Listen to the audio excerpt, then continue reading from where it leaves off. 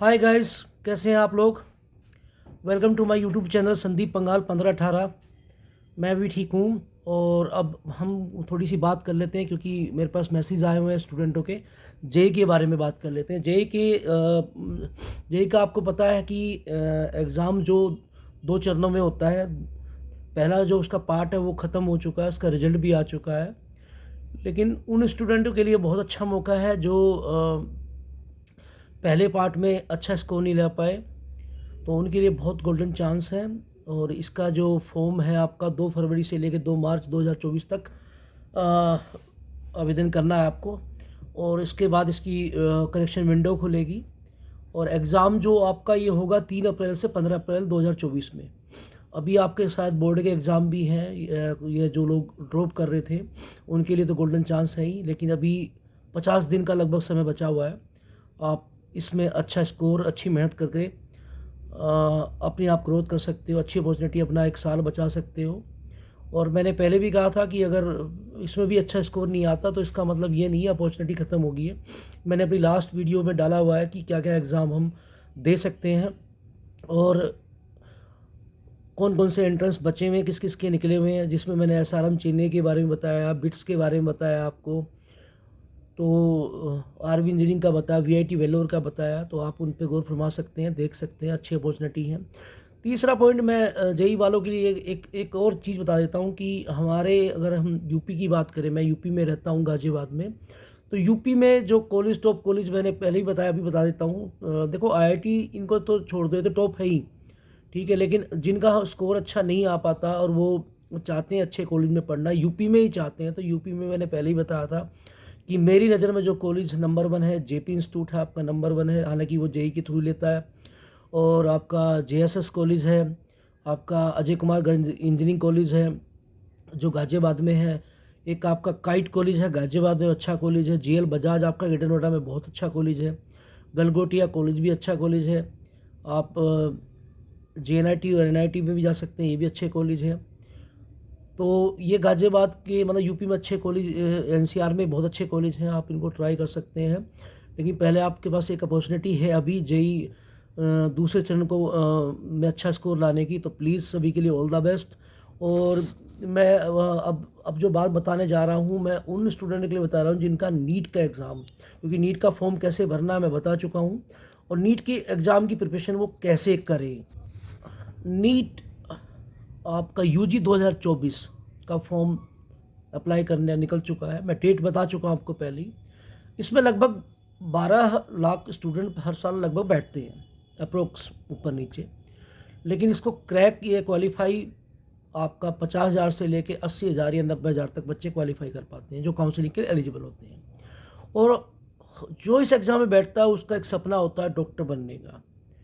तो डॉक्टर बनने का उसका सपना होता है, वो अपना सपना कुछ इजीली स्टेप रख के, क्योंकि मैं बार बार इसलिए हेल्प कर रहा हूँ कि आपकी वो समझ में अच्छे से आपको, मतलब आपको नॉलेज मिल जाए कि मुझे किस तरह पढ़ना है या कुछ। हालांकि आपकी कोचिंग वालों ने या आपके टीचर्स ने आपको बताया होगा, लेकिन फिर भी मैं आपको बता देता हूँ अपनी तरफ से भी, क्योंकि मुझे इस लाइन में थोड़ा एक्सपीरियंस है। मैं बच्चों से मिलता रहता हूँ, हर साल बच्चों से, स्टूडेंट्स, उनके पेरेंट्स से मिलता हूँ कि उन्होंने कैसे क्वालिफाई किया, कितने अटेम्प्ट में क्वालिफाई किया, या कितना स्कोर वो लेके आए।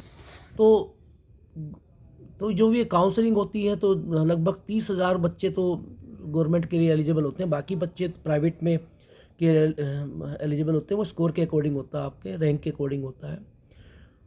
इसको टफ टफ तो है एग्ज़ाम, लेकिन टफ है, लेकिन इसका मतलब ये नहीं कि सक्सेस नहीं मिलती। सक्सेस मिलती है, बहुत इजीली मिलती है। और अगर हम करना चाहें तो हम कुछ भी कर सकते हैं। सबसे पहले तो आप एक अपनी स्ट्रेटजी बनाएं कि आप अपना टाइम टेबल बनाएं। लास्ट ईयर के नीट में पूछे जाने वाले क्वेश्चंस, पिछले 2 सालों के, 3 सालों के, आप उनको सोल्व करें। आपके जो फिजिक्स टीचर ने नोट्स दिए हैं, ठीक है, आप 30 से 40 क्वेश्चन को हल करें डेली।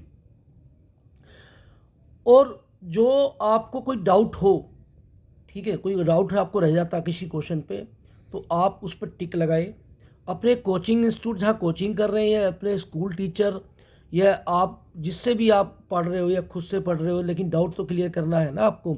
तो आप अपने टीचर्स से, जो आपके साइंस के टीचर्स हैं, फिजिक्स के टीचर हैं, केमिस्ट्री के टीचर हैं, बायोलॉजी के टीचर हैं, तो आप उनसे मिलके आप उस डाउट को अपने को क्लियर।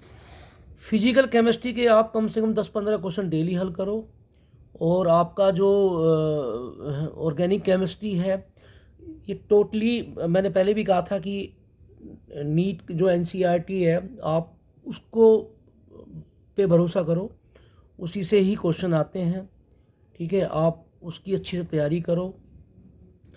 और आपका जो ये है आपका बायोलॉजी है, इसको कम से कम 1 घंटा आप एनसीईआरटी की बुक को दो, कम से कम 1 घंटा। हालांकि अब एग्ज़ाम नज़दीक है, बोर्ड के एग्ज़ाम भी है, तो बोर्ड के एग्ज़ाम आपके मार्च में ख़त्म हो जाएंगे, एग्ज़ाम आपका मई में है, तो आपके पास लगभग 1.5 महीने का समय होगा इसको निकालने के लिए।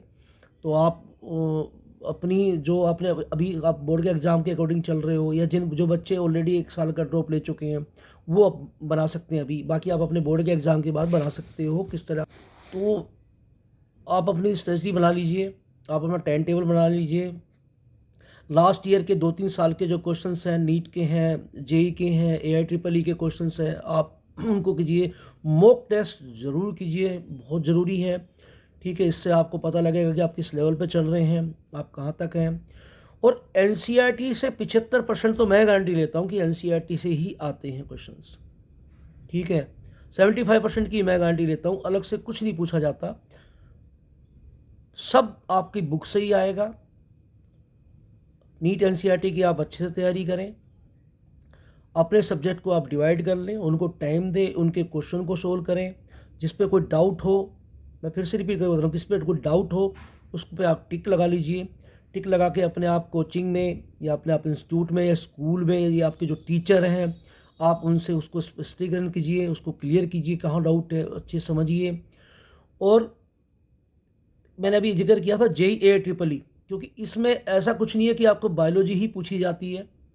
ठीक है, तो आप अपना जेई के जो क्वेश्चन है लास्ट ईयर 1-2 साल के, 3 साल के, नीट के जो लास्ट ईयर के 1-2-3 साल के क्वेश्चन पेपर है, आप उनको जो पूछे गए सवाल है आप उनको सोल्व कीजिए। मैं वादा करता हूँ आपसे, अगर आप ये चीज़ करते हैं तो आप बहुत ईजिली इस एग्ज़ाम को क्रैक करेंगे, अच्छी रैंक लेके आएंगे, अच्छी पोजीशन पे आएंगे। ठीक है, आप सभी के लिए फिर से ऑल द बेस्ट। मैं आता रहूँगा, आपको हर बार बताता रहूँगा। अभी कुछ बच्चों ने आपका इसका MBA का एग्ज़ाम क्लियर हुआ है, तो वो मुझसे पूछ रहे हैं कि MBA के बारे में बताओ, तो मैं उन्हें MBA के बारे में नेक्स्ट व्लॉग्स में बताऊंगा अपने। और यार दोस्तों, मैंने ये व्लॉग्स आपके लिए चालू किया है क्योंकि मेरे पास अभी टाइम है तो आप, मेरी नॉलेज आपके काम आ जाए। अगर आप मुझे सपोर्ट नहीं करोगे, या सब्सक्राइब नहीं करोगे, या शेयर नहीं करोगे, तो यार मैं ग्रोथ नहीं कर पाऊँगा। मैं ग्रोथ नहीं कर पाऊँगा तो मैं आपकी हेल्प नहीं कर पाऊँगा। तो प्लीज़ यार मेरे चैनल को सब्सक्राइब कर दो, शेयर कर दो, अपने यार दोस्तों से कराओ, अपने यार जो स्टूडेंट्स आपके दोस्त हैं उनको बताओ। नंबर मैं हर बार बोलता हूँ, फिर बोल रहा हूँ, 9811012814। आप डायरेक्टली मुझे कांटेक्ट कर लो, या मेरे व्लॉग्स पे मैसेज कर दो, या मुझे व्हाट्सअप कर दो, किसी भी टाइम, एनी टाइम।